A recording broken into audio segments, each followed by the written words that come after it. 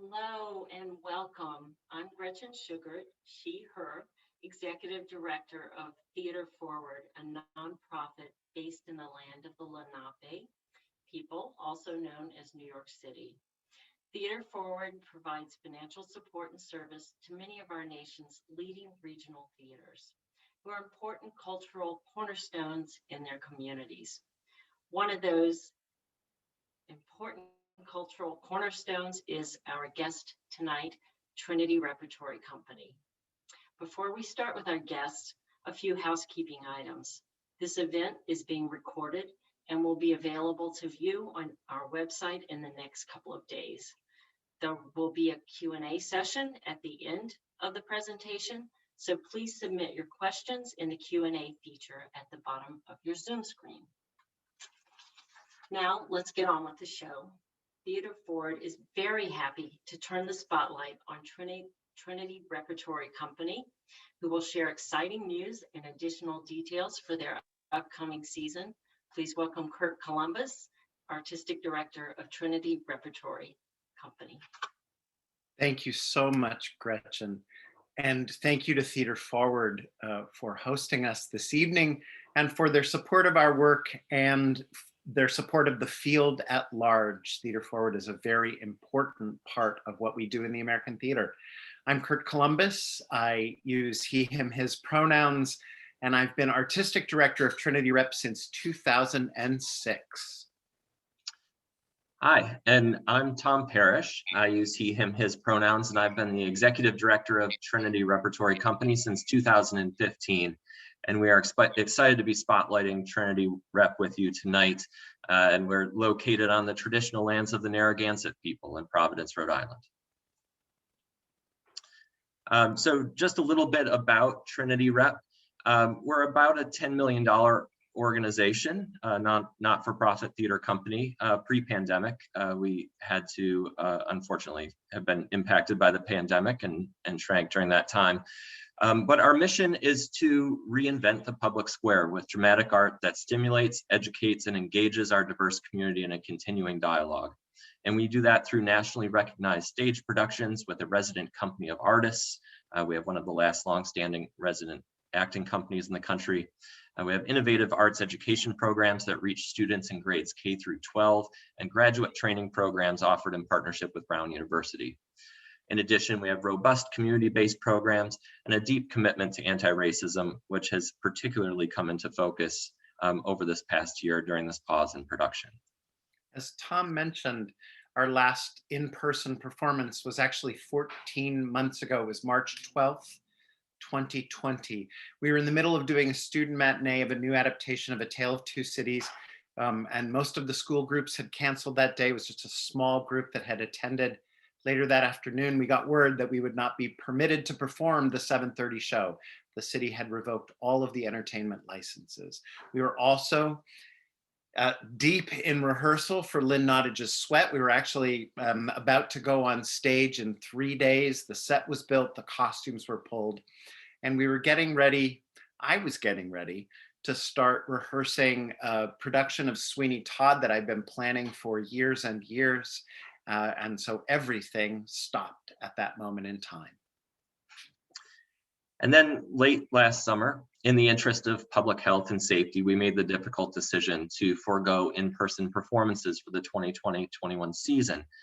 And as I mentioned, we had to contract, and our workforce was sadly reduced from 120 full-time equivalent employees to 28. It was a lean skeleton crew, and we've been so fortunate to be blessed with their talents and perseverance during this time as we've navigated these very uncertain and challenging waters.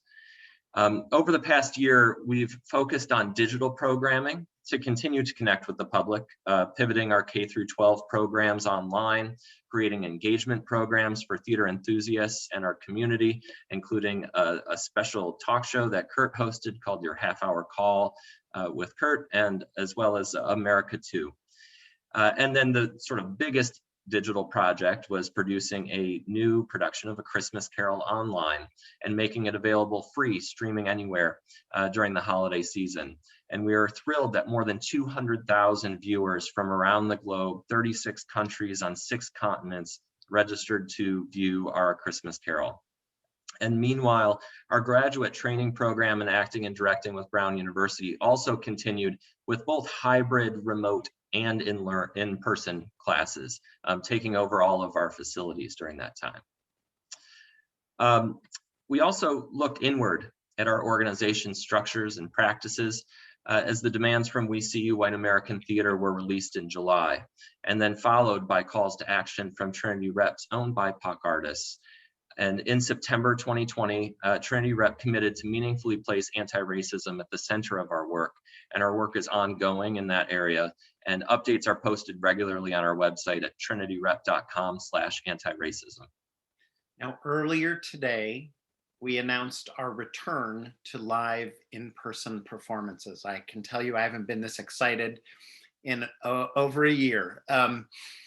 Just letting everyone know that our first show back will be A Christmas Carol, which is opening November 4th and running through January 2nd. So you have lots of time to see that great production. Here's a brief clip that we're going to show you from our 2019 production. That was directed by Kate Bergstrom, who's a graduate of our Brown Trinity MFA program in 2018. And it was choreographed by Tavon Gamble. The dance takes place in Fezziwig's factory. Alex, can we please roll that clip?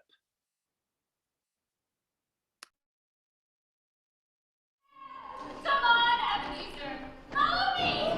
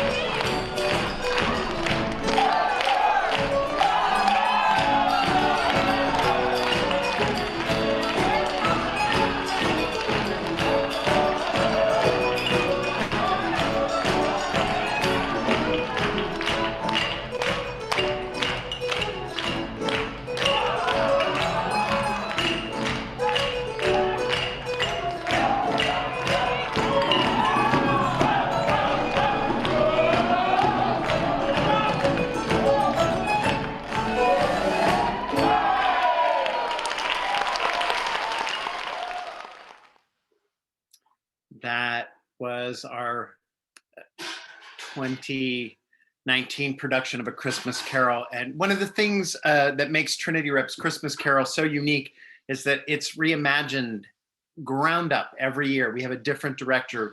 We use different artists, a different cast.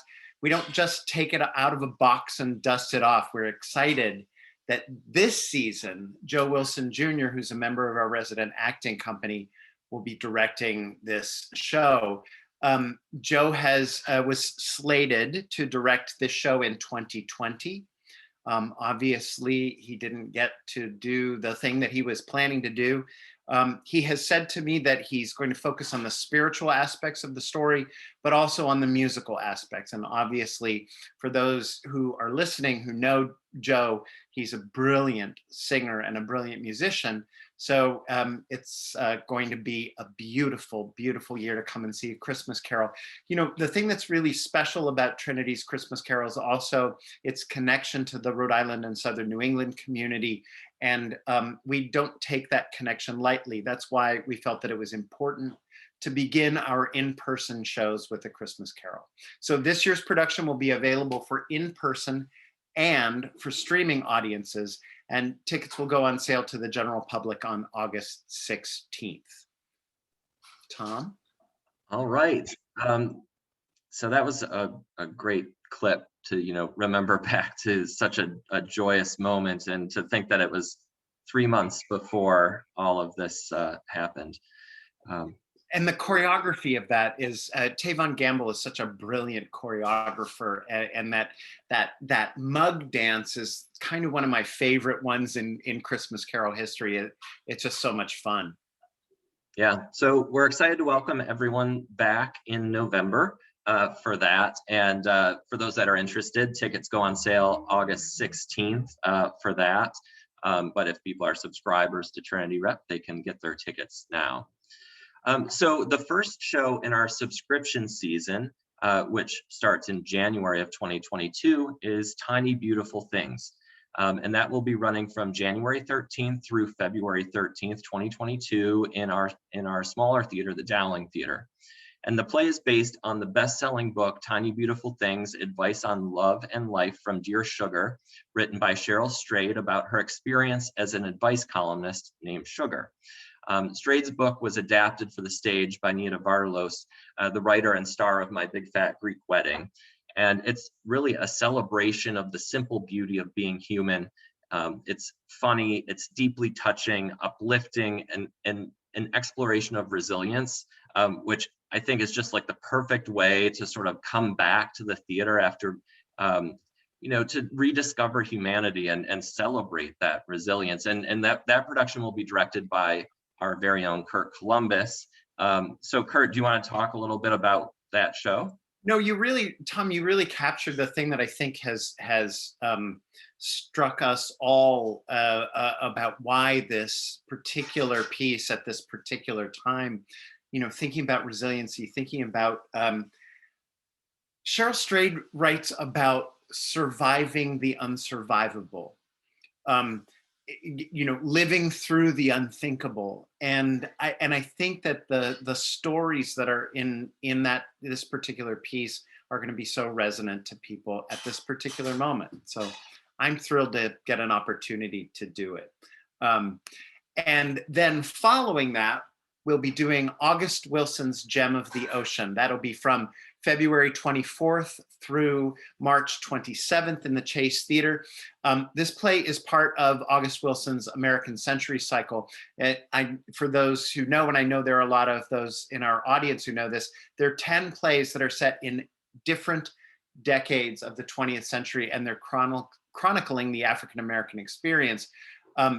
Gem is actually the first chronologically in the series. It's set in 1904, and it features the characters who are the ancestors of those in Radio Golf. Now, we produced Radio Golf in early 2020. It was the last production to complete its run before the pandemic. This production was a huge hit with our audience, and I wanted to show a clip here this evening. Radio Golf was directed by Jude Sandy, who is also going to be directing Gem of the Ocean. This clip features Ricardo Pitts Wiley as Old Joe and Joe Wilson Jr. as Harmond Wilkes. The set was designed by Michael McGarty and Baron Pugh. Alex, do you mind if we run this Radio Golf clip? You got green money. I could never turn my money green. But that's just the way it turned out. It could have turned out another way. You sure you're not a lawyer? I need a lawyer like you. You got a nice report. What do you need a lawyer for? They got some good lawyers down at Hill House. They had me charged with fraud. They tried to put me in jail. Fraud, what did you do? I didn't do nothing but walk the dog. No, they weren't going to put you in jail for walking a dog. Why were they going to put you in jail for fraud? Because Mr. Douglas died. Mr. Douglas was a blind man, lived downstairs from me. Had a dog named Cindy. when he died, Cindy didn't have nothing to do, so I used to let her leave me around so she would be happy. They tried to put me in jail for being a fake blind man. All I did was walk the dog. I tell you the truth. The sun was shining, so I did put on some sunglasses. Did you solicit money from anybody? Ooh, that's a $10 word with a $5 meaning. I ain't never asked nobody for nothing. The people just give me all the time. They've been giving me for a long time. I used to walk around and sing songs, and the people like that. They take care of me. If I have my guitar, I sing one for you. But my guitar is the pawn shop. Been in the pawn shop since January 22nd, 1970. I can't help you. You have to go down to Hill House. Is you really gonna run for mayor? They ain't gonna let you be mayor. Well, this is 1997. Things have changed. This is America. This is the land of opportunity. I can be mayor, I can be anything I want. But you got to have the right quarter. America's a giant slot machine.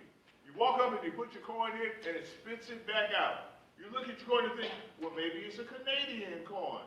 But it's the only one you got. If it don't work, you out of luck. You look at your coin and sure enough, it's an American quarter, but it don't spin for you.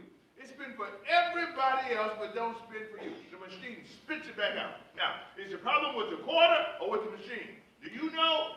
Anybody run for mayor ought to know that. If it don't take all the quarters, you fix it. Anybody with common sense will agree to that. What they don't agree on is how to fix it. Some people say you gotta tear it down to fix it. Some people say you gotta build it up to fix it. Some people say they don't know how to fix it. Some people say they don't want to be bothered with fixing it. You mix them all in a pot and stir it up, and you got America. That's what makes this country great. I say get a new machine.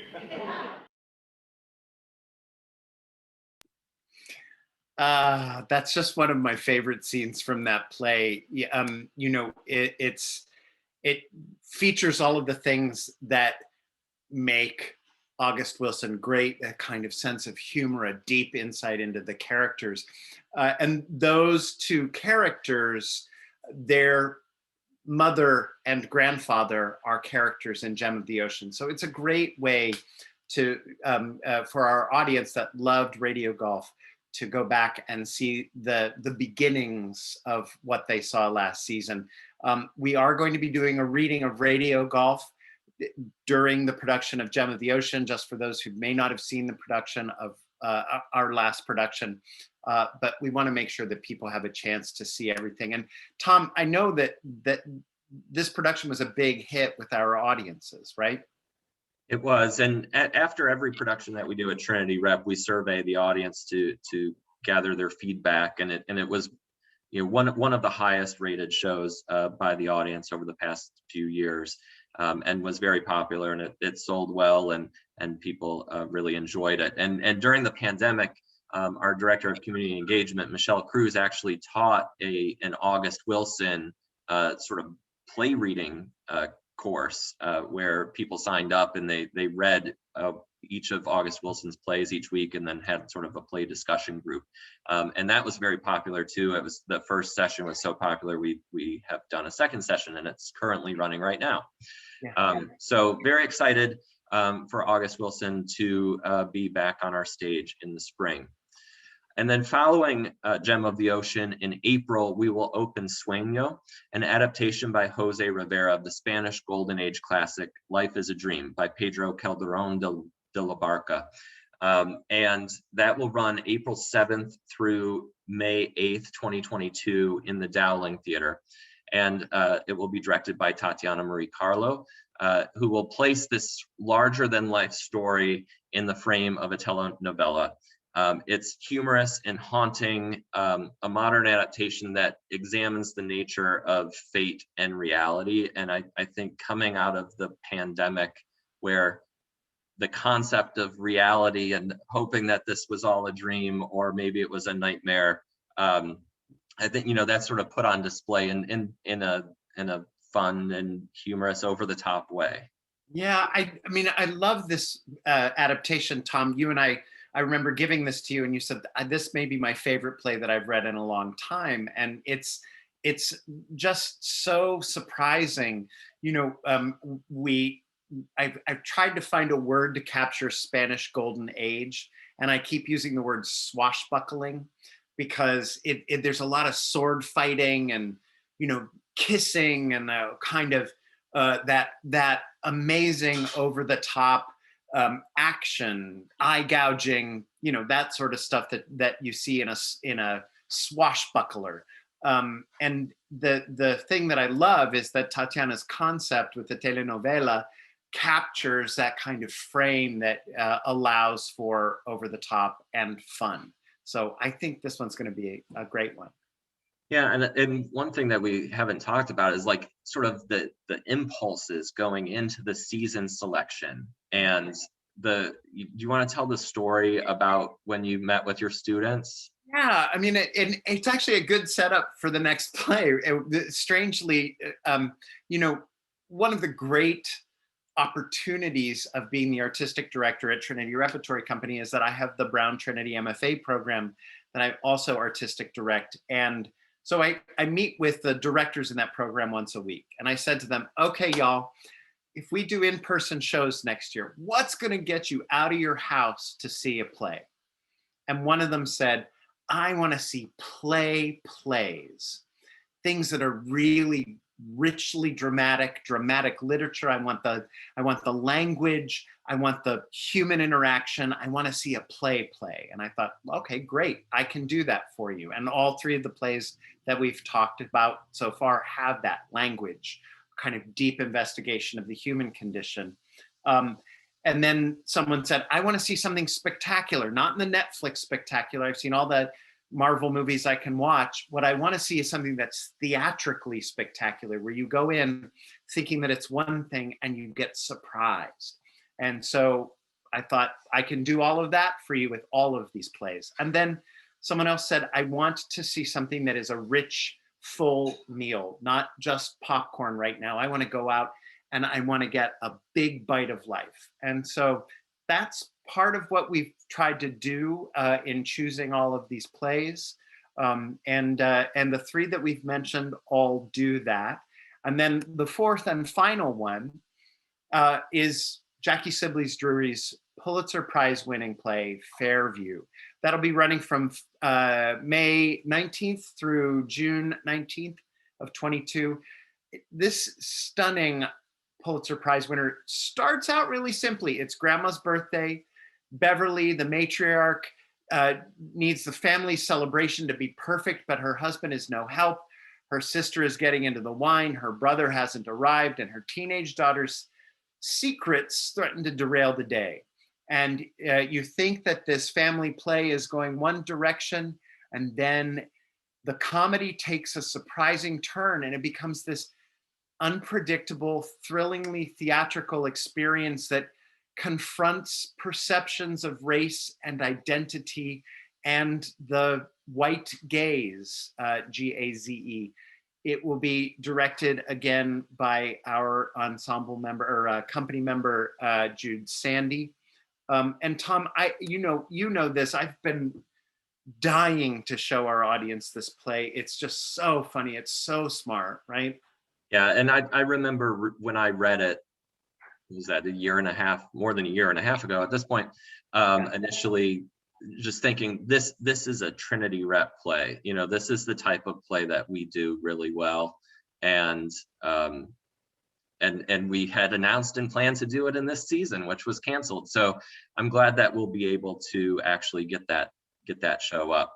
It feels very current, right? I mean, yeah, it is definitely very current, and it was, you know, it's been a runaway hit in the various places that it's played. It's an incredible piece of writing and an incredible piece of theater. And when we welcome people back in the buildings, and I know we're getting some questions in the chat about this, the health and safety of our patrons, artists, staff, and students is of the utmost importance, and it's been guiding us through all of our decisions since the beginning of the pandemic. We were one of the first venues to close when the pandemic started. We were, you know, among the first to pivot to digital, all and remote work, and all of the precautions that went into place. We were among the leaders locally in making those moves. And we have assembled a health advisory committee that helped us develop protocols for operating during the pandemic. As I mentioned, we've had in-person classes running through the whole pandemic. So we've had people on site. Most of us have been working remotely during this time, but we have had in-person work. And we have 5 trained COVID safety compliance officers on staff. And so we have a very robust safety and monitoring plan. When we did A Christmas Carol, we submitted our, I think, 60-page safety plan to the union for filming that piece. So patrons can really rest assured knowing that we will have all of the protocols and systems in place that will meet or exceed health and safety guidance when we resume performances.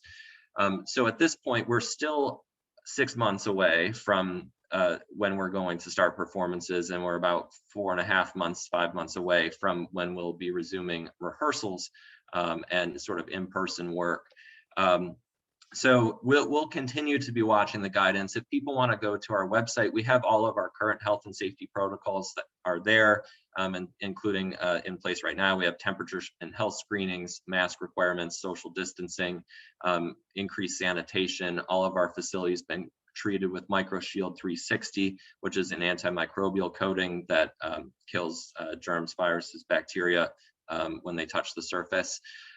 So we've had really robust health and safety protocols through the whole pandemic, and we will continue to taking into account the guidance. And we're watching the vaccinations very closely. I'm vaccinated. I know Curt's vaccinated, and our staff is getting vaccinated. And we're promoting vaccinations because it's the fastest, clearest way for us all to be together again. And so we are very actively promoting that. And so more to come on that. I will say at this point, we aren't planning on having intermission.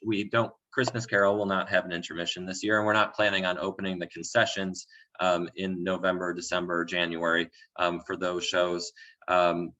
But we'll see what happens in the course of the pandemic. If it looks like it will be safe to do so, we may open, but at this point we aren't planning to.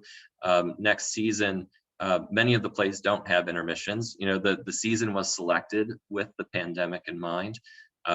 So again, I think people can rest assured that we will do everything we can to keep people safe. And we're excited to get back in the theater. And I guess we can take some questions and answers now. Gretchen, do you want to come back and lead us through?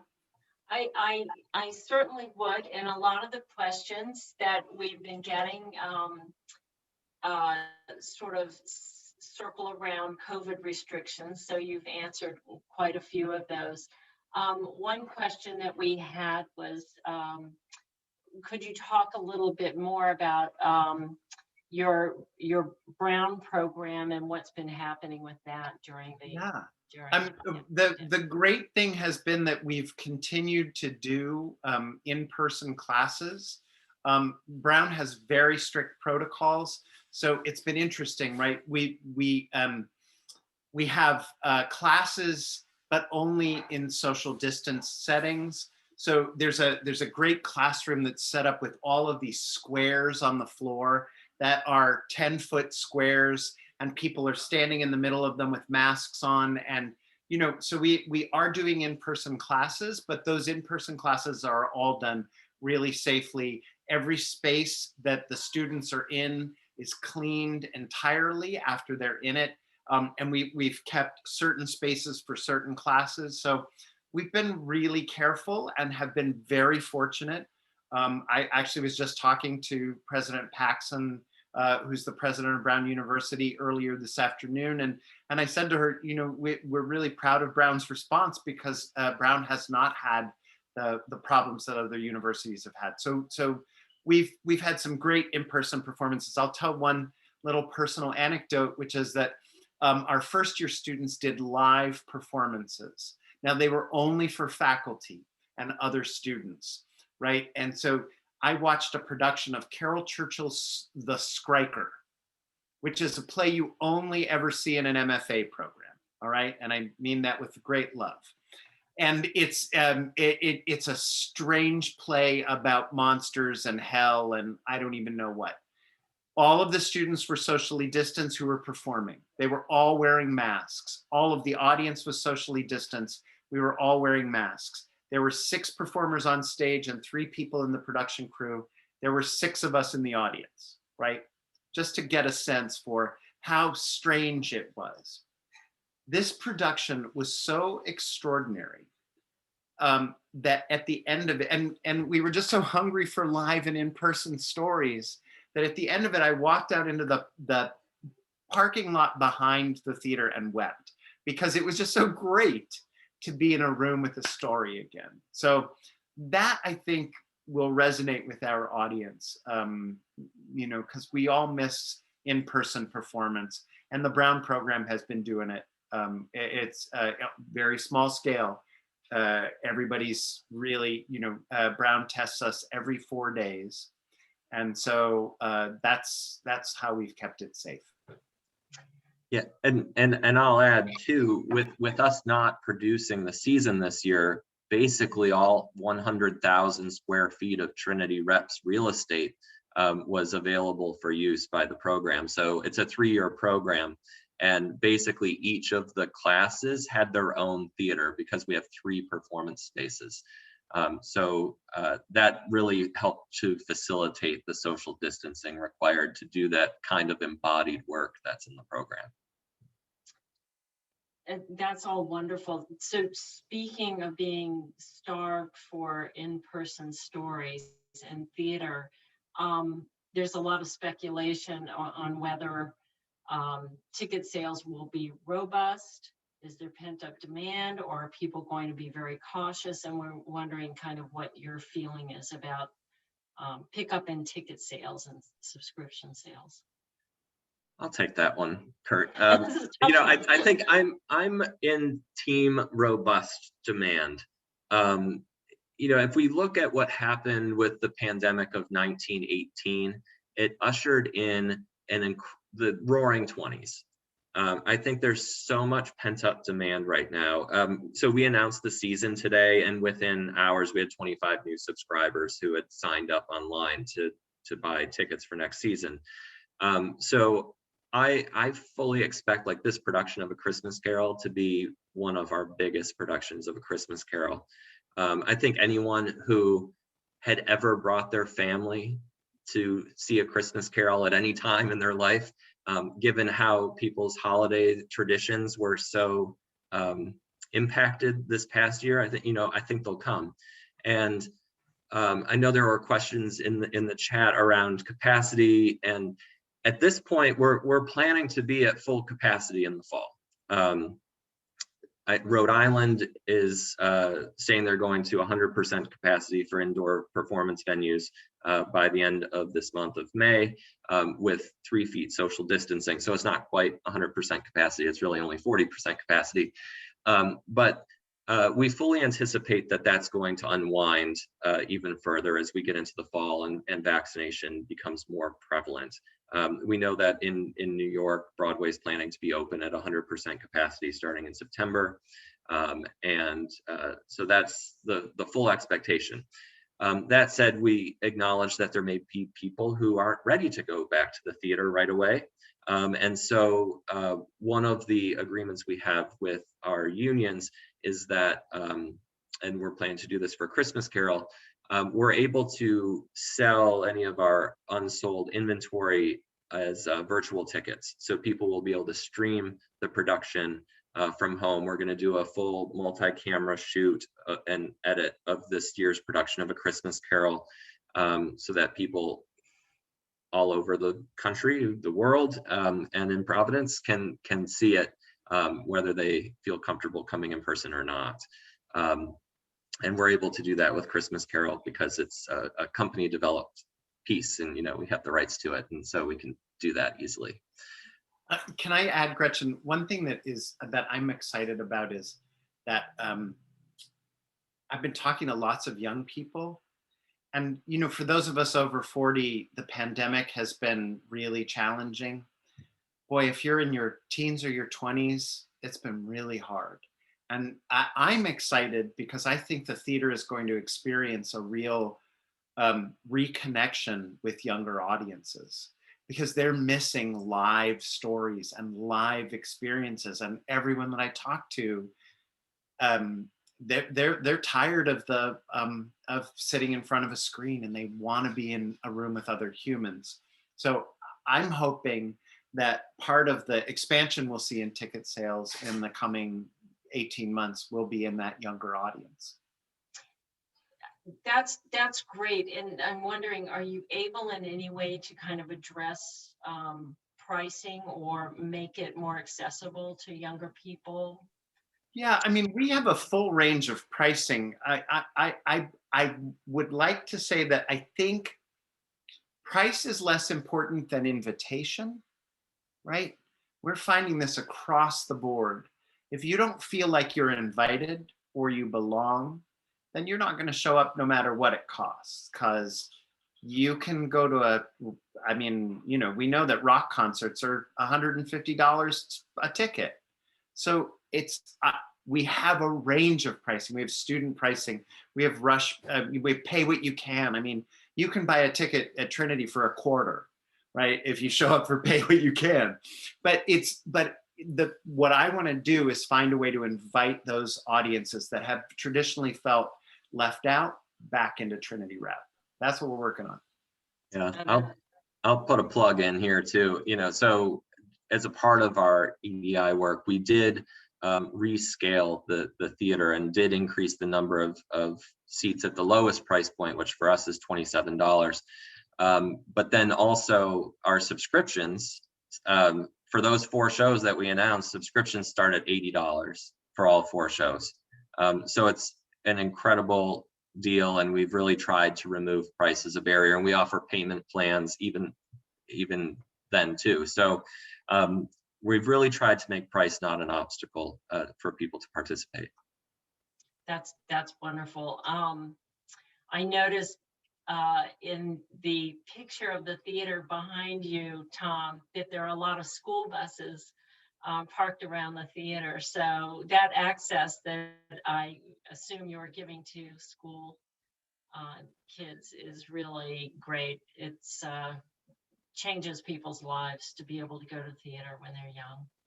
Yes, Trinity Rep's 3 core values are company, community, and education. And we have a program called Project Discovery, which is over 40 years old at this point, and 50 years old, over 50 years old. And it was really foundational to Trinity Rep's aesthetic, but we've had millions of young people come to Trinity Rep over the years. And that's, you can see all the school buses behind me. And you know, I think that's been one of the sad things about it is, you know, how the students have been impacted during the pandemic. But, you know, as Curt relayed earlier, the last performance was a student matinee, and it had like 30 students in it. And it was a pretty special moment, I think, and a very memorable one, I know. Oh, that's great. Let's see. We have, this must be a subscriber, Sharon Patton asks, will the Prince of Providence production be rescheduled to 2022? I'll take that one. Not at this moment. The Prince of Providence is a massive undertaking with a huge cast, and it's just not, we are scaling back up, as Tom mentioned in his introduction. You know, we went from being a theater that had over 130 employees to having 28, 26, I think it is now, right? I mean, I think we're at 39 right now. Really? So it's bucking around. Yeah. But the point is that in order to achieve what folks saw with the Prince of Providence, it took a lot of hands. So everyone should stay tuned. The Prince of Providence is still in our back pocket, and we certainly know that there's an interest in it. Right. And then just a couple more questions around streaming, and I think you sort of answered these, Curt, already. Arthur Solomon asks, would you ever consider streaming one show of each season for those subscribers who are out of town? But it sounds like you're doing even more than that. Well, yeah, I mean, we are definitely streaming A Christmas Carol because we have the rights to do so. But the other plays in the season, we actually don't have the rights to stream them, and that's a, you know, that's not our choice. We asked about them, and that's the choice of the rights holders. So you know, you do have to have, if you go to the National Theater's NT at Home or the NT Live, a lot of the plays that they present are in the public domain, right? You'll see a lot of Shakespeare and a lot of, and the agreements with the living playwrights are fewer and farther between. So it's a different, yeah, we would love to stream more. We don't want to lose our capacity to stream. And so, you know, as Tom said, we're going to do a 3-camera production of Christmas Carol. And we hope that that will become something that we do more of ongoingly. Oh, that is great. Let me just say that I am extremely excited about your season. I'm familiar with all of the work that you have scheduled for next season. They're 4 fabulous plays. Gretchen, you know Sueño. I'm so excited that you know that.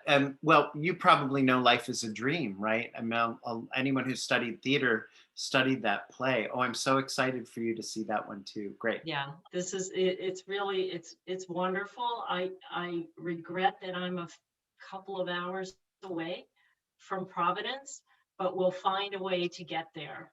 Great. Yeah. This is a great city. I'm just going to say our restaurants are opening back up again. It is the I think it's the food capital of America. So, you know, come, stay, eat dinner, watch a play. We would love to have you. We invite anyone who's around the country to come and visit Providence, right, Tom? Yeah, it's just a 3-hour train ride. It's great. I do it all the time. And it's you know, quick, and you can work on the train and then you're here. And yeah, as Curt mentioned, I think I can't remember what publication said we have the 2nd best food in the country after Manhattan. So come on, bring your hunger for great theater and food. I still think it's a New Yorker that wrote that, but anyway, go ahead. That's great. Well, on that note, at 6:44 p.m. Eastern Time, I think we should wrap up here. I want to thank you, Curt Columbus, Tom Parrish, and everybody at Trinity Rep for sharing this wonderful information with us tonight, and wish you well in the coming months, and fingers crossed for all of us that we can get back to arts and culture, the thing we all love, I imagine. So, so thank you, and best wishes. Thank you. And for anyone who's interested, go to trinityrep.com. You can find out about our new season. Thanks for having us so much. Okay, a couple of wrap-up comments.